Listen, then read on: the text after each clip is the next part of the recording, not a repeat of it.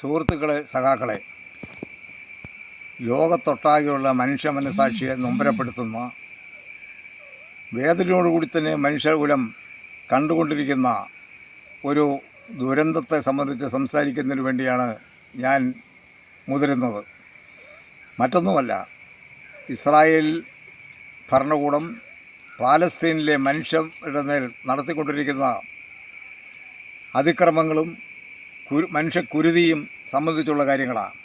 നമുക്കറിയാം, ഹമാസ് യാതൊരു പ്രകോപനവും പ്രത്യേകിച്ചൊന്നും പൊടുന്നനവയില്ലാതെ കണ്ട് കഴിഞ്ഞ വർഷം ഒക്ടോബർ മാസത്തിൽ ഇസ്രായേലിലേക്ക് നടത്തിയ കടന്നാക്രമണവും അതിലൂടെ ഇസ്രായേൽ ജനതയിൽ ആയിരക്കണക്കിന് ആളുകൾ മരിക്കാനിടവന്നതും എല്ലാം നമ്മൾ ഓർമ്മിക്കുന്ന വസ്തുതയാണ്. അതിന് പ്രതികാരമെന്നുള്ള നിലയിലാണ് ഒക്ടോബർ മാസം മുതൽ ഇസ്രായേൽ സൈന്യം പാലസ്തീനിലേക്ക് കടന്നു കയറുകയും ഹമാസിനെ വംശ ഉന്മൂലനം വരുത്തണം എന്നുള്ള വാശിയോടുകൂടി പ്രഖ്യാപിത ലക്ഷ്യത്തോടുകൂടി ഇസ്രായേൽ പൗരന്മാരുടെ മേൽ കടന്നാക്രമണം അടിച്ചുവിടുകയും ചെയ്തിരിക്കുന്നത്. ഇതേവരെയുള്ള കണക്കുകളനുസരിച്ച് 35,000-ലധികം ആളുകൾ മരണപ്പെട്ടു എന്നാണ് അറിയുന്നത്. ഈ മരണപ്പെട്ടവരിൽ നവജാത ശിശുക്കളുണ്ട്, കൊച്ചു കുഞ്ഞുങ്ങളുണ്ട്, ബാലകന്മാരുണ്ട്, സ്ത്രീകളുണ്ട്, പുരുഷന്മാരുണ്ട്, വയോജനങ്ങളുണ്ട്. അങ്ങനെ എല്ലാ വിഭാഗം ജനങ്ങളും, യാതൊരു തെറ്റും ചെയ്യാത്തവർ, യാതൊരു കുറ്റവും ചെയ്യാത്തവർ എല്ലാം നിരവധിയായ ആളുകൾ അവിടെ മരണപ്പെടുകയാണ്.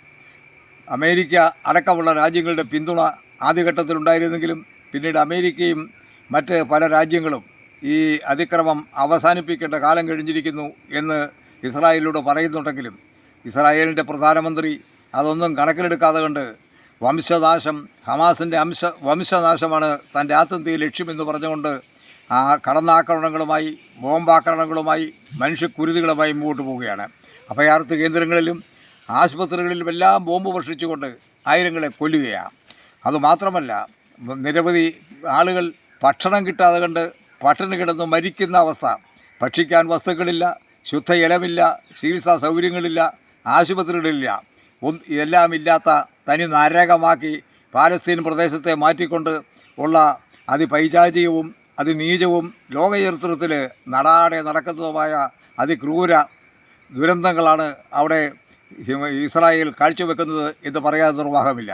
തീർച്ചയായും അമേരിക്കയും ഇസ്രായേലിൽ ആയുധം കൊടുത്ത് സഹായിക്കുന്ന അമേരിക്കയടക്കം ഈ അതിക്രമങ്ങൾ അവസാനിപ്പിക്കാൻ പറഞ്ഞിട്ടും അംഗീകരിക്കാതെ കണ്ട് ലോകത്തിൻ്റെ പൊതുബോധവും ലോക മനസാക്ഷിയും ഒന്നാകെ ഏകസ്വരത്തിൽ ആവശ്യപ്പെട്ടിട്ടും അതിനെ അംഗീകരിക്കാതെ കണ്ട് പോകുന്നു എന്ന് പറയുന്നത് തികച്ചും അപലപനീയമാണ്. എന്തു തന്നെയായിരുന്നാലും തീർച്ചയായും ലോകത്ത് ഏറ്റവും ക്രൂരമായ ഈ കൊലപാതകത്തെയും ഈ കടന്നാക്രമണങ്ങളെയും അതിശക്തമായ ഭാഷയിൽ അപലപിക്കുന്നവരോടൊപ്പം പങ്കുചേരുകയും അവിടെ മരണപ്പെട്ടവരുടെ ആത്മശാന്തിക്കായും അതിജീവിക്കുന്നവരുടെ പുനർജീവനത്തിനുമായി ആഗ്രഹിക്കുകയും അതിനായി പ്രാർത്ഥിക്കുകയും ചെയ്യുന്നു.